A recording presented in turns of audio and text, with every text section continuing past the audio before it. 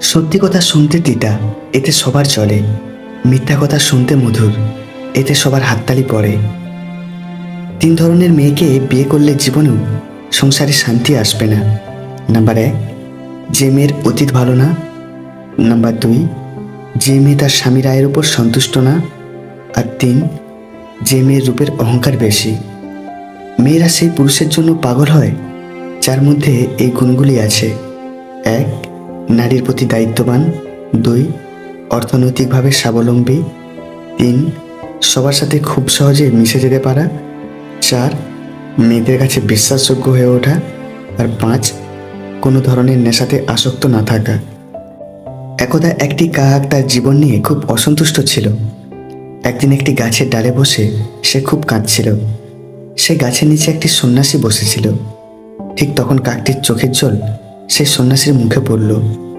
সন্ন্যাসী মাথা উঁচু করে উপরের দিকে তাকিয়ে দেখল একটি কাক গাছের ডালে বসে কাঁদছে। সন্ন্যাসীটি জিজ্ঞেস করলো, কি হয়েছে বন্ধু, তুমি কাঁদছো কেন? কাকটি বলল, আমি আমার জীবন নিয়ে ভীষণ বিচলিত হয়ে পড়েছি। কেউ আমাকে ভালোবাসে না, সবাই আমাকে তাড়িয়ে দেয়। কেউ আমাকে খেতে দেয় না, সবাই আমাকে ঘৃণা করে। এমন জীবন রাখার চেয়ে মরে যাওয়াই ভালো। কাকটির এমন কথা শুনে সন্ন্যাসীর বুকটি করুণায় ভরে উঠল এবং তিনি কাকটিকে বললেন, জীবনে যাই ঘটুক না কেন আমাদের খুশি থাকা উচিত। কিন্তু কাকটি সেই সন্ন্যাসীর জ্ঞানের কথা না বুঝে কাঁদতেই থাকলো। তারপর সন্ন্যাসী তাকে বলল, বিচলিত হইও না, আমাকে বলো তুমি কি চাও, আমি আমার মন্ত্র দ্বারা তোমাকে তাই করে দেব। এই কথা শুনে কাকটি খুব খুশি হয়েছিল এবং বলেছিল, আমাকে রাজহাঁস করে দিন। সন্ন্যাসী বলেছিল, ঠিক আছে, আমি তোমাকে রাজহাঁস করে দেব, কিন্তু প্রথমে তোমাকে রাজহাঁসের কাছে যেতে হবে এবং তাকে জিজ্ঞেস করতে হবে যে সে তার জীবন নিয়ে খুশি আছে কিনা। তুমি যাও এবং দেখে এসো, ততক্ষণ আমি তোমার জন্য এখানে অপেক্ষা করছি। কাকটি খুশিতে উড়ে গেল রাজহাঁসের সঙ্গে দেখা করতে। সে দেখল রাজহাঁসটি পুকুরে সাঁতার কাটছে।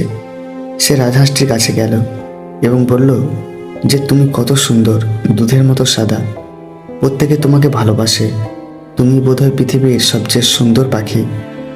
রাজহাঁস কাকটিকে দুঃখের সহিত বলল, না বন্ধু, আমি সুখী নয়। পৃথিবীতে অনেক সুন্দর সুন্দর রং আছে, কিন্তু আমার কাছে কোনো রং নেই।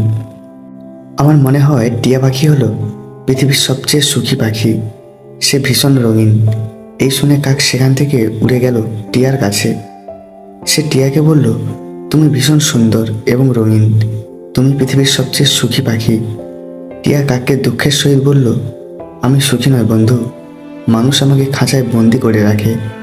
কখন যে কে আমাকে ধরে খাঁচায় বন্দি করে সেই ভয়ে আমি সবসময় ভীত থাকি। আমার মনে হয় ময়ূর হলো সবচেয়ে সুখী পাখি, সে আমার থেকে আরও বেশি রঙিন। এই শুনে কাকটির চারিদিকে ঘুরতে লাগলো ময়ূরকে দেখার জন্য। অনেকক্ষণ খোঁজার পর সে অবশেষে ময়ূরকে দেখতে পেল, যেটি চিড়িয়াখানায় খাঁচায় বন্দী। সে দেখল যে শত শত লোক তাকে দেখার জন্য জড়ো হয়েছে।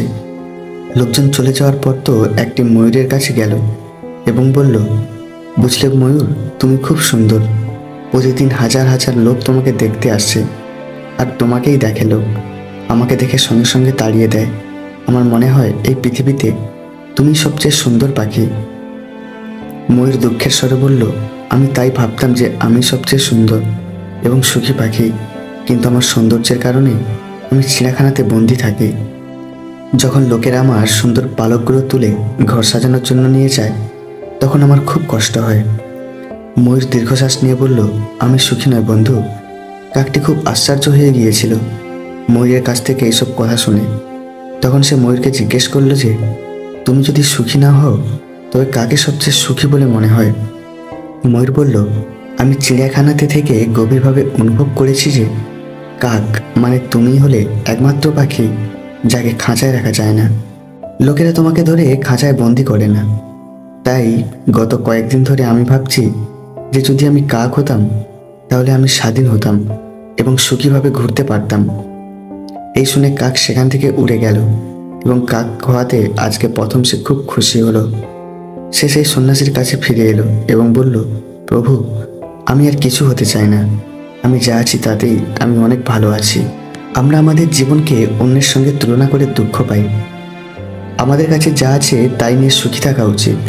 একজন মানুষের কাছে যা আছে সে যদি তা নিয়ে সন্তুষ্ট থাকে তবে সে পৃথিবীর সবচেয়ে সুখী মানুষ হবে।